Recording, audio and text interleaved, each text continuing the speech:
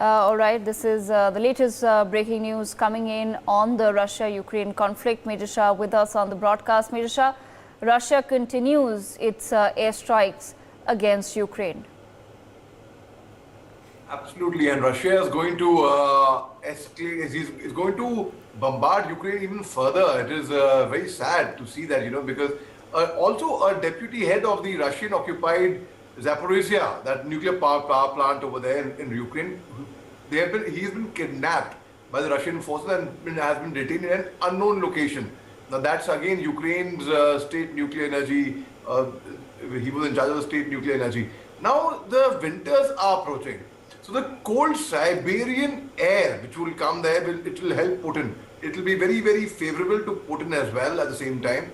Now Russia is going to take advantage of that, and they are going to they're going to attack Ukraine in a more deadly manner, unfortunately, and Ukraine has not achieved its objective as yet. The objective was what? The objective was to protect Ukraine and enter NATO so that Ukraine's interests are taken care of. But it's so unfortunate. And the irony is, Devika, we go to war for peace.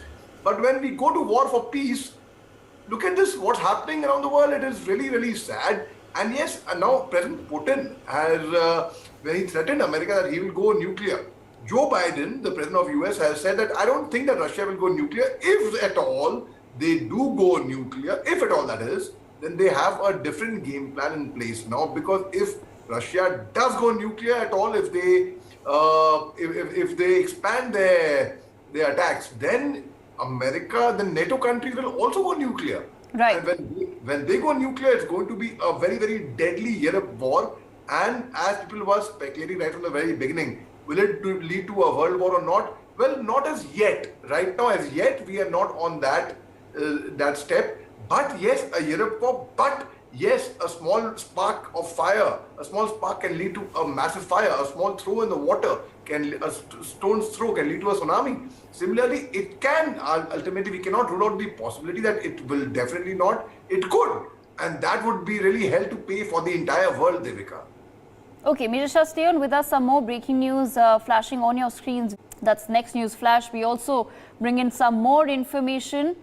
A second Russian multi-purpose armored vehicle was captured by Ukrainian forces in Oblast. The first of these vehicles were transferred to the Russian army at the end of this summer. So more news and updates, of course, continue coming in from Russia. Dramatic developments taking place. Major Shah still with us on the broadcast. Major Shah, like you said, winters are approaching. We know that it will get extremely cold. Of course, amidst the talk about, the impact on the world and the global strategy and what next in the war, somewhere I think we're all forgetting a very human cost of this war. Absolutely, Devika. It's really, really sad. And, there are analysts who say that the Russian President Vladimir Putin is hoping for a cold winter, for a prolonged period of freezing temperatures after the cutting Russian gas exports to Europe in retaliation for the European Union support for Ukraine.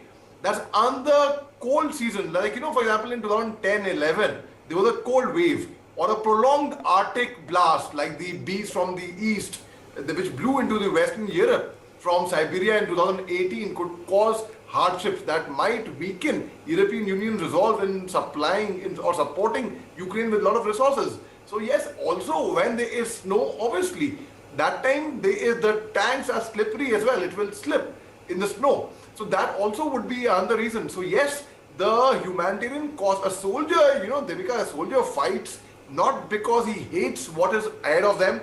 A soldier fights because he loves who is behind them. And look at the cost of war. You spoke at the end of a war. It is the youngsters who bear the brunt of it, the young soldiers who do not know each other, who kill each other in the war. But ultimately, it is the political heads of the states who shake hands, because the war has to come to an end on one day or the other. So at the end of the war, a mother waits for her son, a father waits for his son, a brother waits for his brother, a sister waits for a brother, a friend waits for a friend.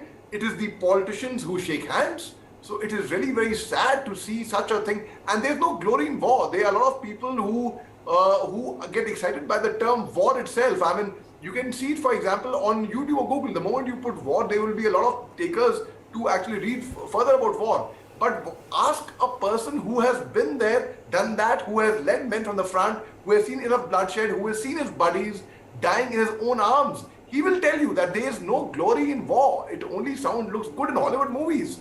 But this kind of bloodshed, that's mayhem that's going on in Europe and Ukraine, in Russia and Ukraine, this has to be stopped at any cost.